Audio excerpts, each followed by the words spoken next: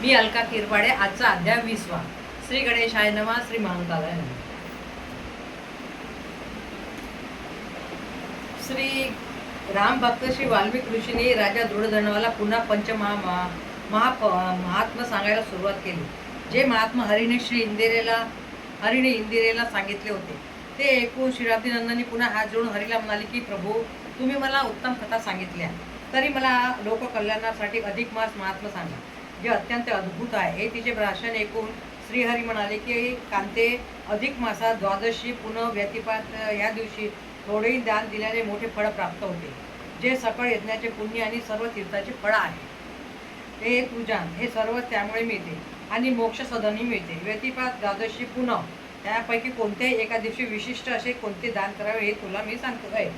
उत्तम गुळे मिश्रित केलेले साजूक तुपामध्ये तळलेले असे 33 अनारसे चांगले काशाच्या भांड्यामध्ये ठेवून त्यावर वस्त्र घालून जवळ उपान्ना म्हणजे जोडे ठेवून गंध द्वीपचारी संपूर्ण देऊन त्यांचे पूजन करावे. अनर्षे अपूप दान 33 ते एका काशाच्या पात्रात ठेवून दान द्यावे. अमावस्येला, पौर्णिमेला किंवा या द्वादशीला म्हणजे बारसेला कोणत्या याच्यातले एक तिथे निवडून पूजन करावे. मग आसन पाद्य अर्धी काशी देऊन उत्तम सद्ब्राह्मणाचे पूजन करून दक्षिणा तांबूलासहित त्याला दान द्यावे. पान वगैरे देऊन जेवण वगैरे करून दक्षिणा देऊन त्यांना हे द्यावे. आणि काला काष्ट द्विरूपिणी असं श्लोक म्हणावा. दान देताना पुरुषोत्तमाची प्रार्थना करावी. इंदिरे असे दान दिल्याने जे पुण्य मिळते त्याचे वर्णन करण्यास मी शिव व ब्रह्मदेव हे असमर्थ आहे. अधिक मासात जे कोणी सादर होतील तदता चरणी ते पुरुषोत्तमाच्या शेजारी कल्पांतापर्यंत राहतील. पूजासहित देवमूर्तीला जे नर पूजतील ते अधिक मासात ते सर्व यथेच्छा फळ प्राप्त करून घेतील, यात काही शंका नाही. त्याचप्रमाणे गो ब्राह्मणाचे पूजन जे भक्तिभावनेने करतील रोज ते लोकही यथेच्छा भोग भोगून स्वर्ग बोनस प्राप्त करून घेतील. अधिक मासात ऋषीचे जे मनोभावे पूजा करतील त्यांचे सर्व मनोरथ मी पूर्ण करेन. शेवटी स्वर्ग प्राप्त करून घेतील. गंधर्व, अप्सरा, यक्ष, प्रेत आणि सर्व पक्षादी जीव या अधिक मासाच्या पुण्याच्या प्रभावाने पापापासून मुक्त होऊन स्वर्गप्रती गेलेले आहे, स्वर्गात वास करीत आहेत. त्याविषयी मी तुला एक पूर्वी घडलेली गोष्ट तुला सांगतो, ज्याच्या ऐकल्याने सुद्धा सर्व पापाचे नाश होते. ती कथा आहे. कुबेराची स्मितविलासिनी नावाची अप्सरा होती. ती इंद्रलोकात राहत होती. ती एकदा आपल्या सख्यांना घेऊन इंद्रलोकावरून मृत्यूलोकात क्रीडा करण्याकरता गेली. ती कुरुक्षेत्रामध्ये जिथे सरोवर आहे चिरकाळापर्यंत त्या ठिकाणी सख्याबरोबर खूप क्रीडा केली. तिथे चांगल्या फुलाच्या माळा तयार केल्या व त्या फुलाचा सुगंध श्वास खूप दूरपर्यंत पसरलेला होता.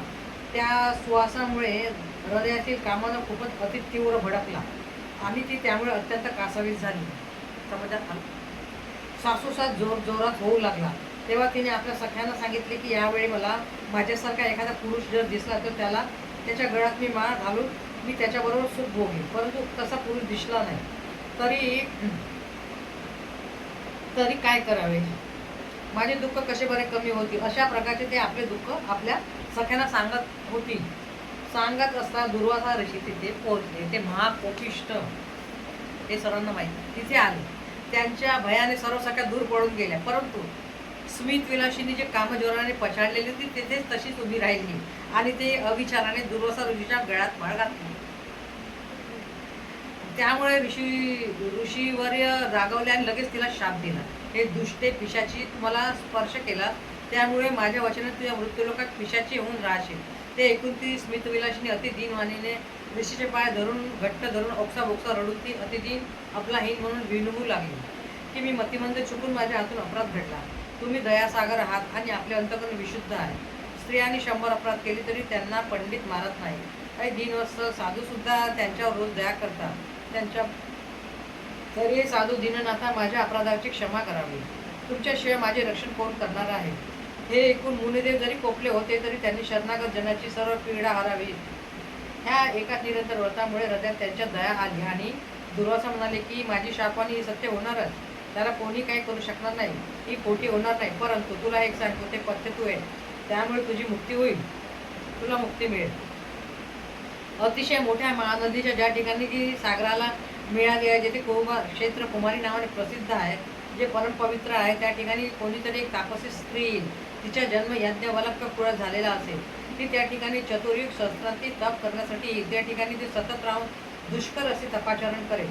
त्या ठिकाणी एकूण 108 अधिक मास येतील. त्या प्रत्येक अधिक मासात ती स्नान, दान, दीपाचन, आयचित्त, उपवास, नक्त, मौनव्रत इत्यादी सर्व गोष्टीचे आचरण ती स्त्री करेल. तू शुद्धेने पिडलेली राहशील. फिरता फिरता तुझ्या दैवाने त्या ठिकाणी जाशील. त्या दिवशी कृष्ण द्वादशी ही तिथी राहील, म्हणजे 12. त्या कुमार क्षेत्रात ती तापसी स्त्री असेल. तिला भक्षण करावे असे तुझ्या मनात येईल व तू तिच्या जवळ तिला खाण्यासाठी जाशील. परंतु तिच्या सोज्वळ दर्शनामुळे मात्र तुला उत्तम ज्ञान प्राप्त होईल. तू त्या तापसी स्त्री बरोबर उत्तम प्रकारे बोलशील. तू म्हणशील की हे तपस्विनी, हे पुण्याची नदी, तू अगाध करुणा अमृत सरिता आहे, तू करुणेची अमृत नदी आहेस, तर माझ्यावर कृपा करून माझे पाप दूर कर. हे तपस्विने, परमेश्वराने लहान मोठे सर्व जीव यांना रोज घोर मृत्यू द्यावा, परंतु पिशाच योनीमध्ये कोणालाच ठेवू नये. ही योनी अत्यंत निकृष्ट असून यात फारच कष्ट आहेत. म्हणून हे माते, माझ्यावर तू उत्कृष्ट कृपा करावी.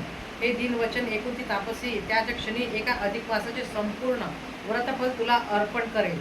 तू त्या अधिक मासाच्या फळाने पूर्णपणे मुक्त होशील आणि ह्या शापाचा उशाप आहे, यात काही अंतर पडणार नाही. पुढे दुर्वासा ऋषी स्वच्छेने निघून गेले आणि स्मित विलासिनीला पिशाची अवधी प्राप्त झाली.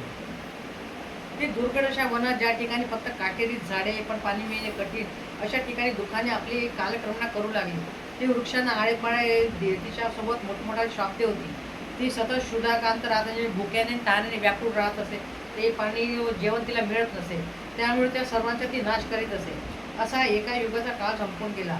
त्या ठिकाणीच ती राहिली. दुःखे भोगणे सुरूच होते. पुढे ती महिषिंदू संगमी आली. जेव्हा तिच्या शापमुक्तीची वेळ आली तेव्हा तिला ती तापसी समोर दिसली. ती भुकेने व्याकुळ झालेली होतीच. तिला खाण्यासाठी जेव्हा धावली तेव्हा तिला ज्ञान प्राप्त झाले. तिला मुनिवचन आठवले आणि तिने त्या तापसीचे चरण धरले. भक्तिभावनेने तिला शरण आली. तिला आपल्या पूर्ववृत्तांत सांगितला. तेव्हा तिने दयार्द्र चित्ताने मुनीचे वचन पूर्ण केले. तिला एक अधिक मासाचे व्रत फलासहित दिले. तेव्हा ती त्या पिशाच्या योनीतून मुक्त झाली व स्वर्ग लोकात गेली. असा हा अधिक मासाचा महिमा आहे. तो वर्णन करण्यास मी, शेष व ब्रह्मा असमर्थ आहोत. दिल्याशिवाय काहीच मिळत नाही, हे सत्य आहे. सत्यवादी माणूसच जसा सत्याची चाड करतो, तसेच जो दाता आहे त्यालाच मिळत असते. दिल्याशिवाय कधी मिळत नाही. जसे आपण बँकेत पैसे ठेवतो तेव्हाच आपल्याला बँक पैसे देते, तेव्हाच आपले पुण्याचे, दानाचे, धर्माचे काही देवाजवळ जमा असेल तेव्हाच आपल्याला त्याचे फळ मिळते. याचा हा महत्व आहे, मतलब आहे. दिल्याशिवाय काहीच मिळत नाही, हे सत्य आहे. सत्यवादी मनुष्य जसा सत्याची चाड करतो तशीच तो दाता आहे त्यालाच मिळत असते. तसेच अधिक मासाहून दुसरे सत्य काहीच नाही. जसा माझ्यासारखा दुसरा पुरुष नाही, तुझ्यासारखी स्त्री नाही, आणि तसाच ब्रह्मांडात अधिक मासासारखा दुसरा कोणताच महिना नाही. पर्वतांमध्ये जसा मेरू पर्वत, ग्रहामध्ये सूर्य, पक्षामध्ये गरुड, नक्षत्रात चंद्र, द्विपदात ब्राह्मण, चारणामध्ये गाय आणि वृक्षामध्ये अश्वत्थ म्हणजे औदुंबर, नद्यामध्ये गंगा, तसं सर्व मासामध्ये उत्कृष्ट अधिक मासच वरिष्ठ आहे असे सर्व मुनी श्रेष्ठ म्हणतात. म्हणजे अधिक मासामध्ये जे स्नान दानादी करावे ते वृद्ध पातक न्यायाने सर्वही अक्षयी होते, हे तुझा. अशा प्रकारे श्रीहरीने सांगितले. तेव्हा ते शिराब्दी सुद्धा पुढील परंपावर कथा सांगा असे म्हणू लागले. त्या पुढच्या अध्यायी सांगते. इथे अधिक मास 20वा अध्याय समाप्त.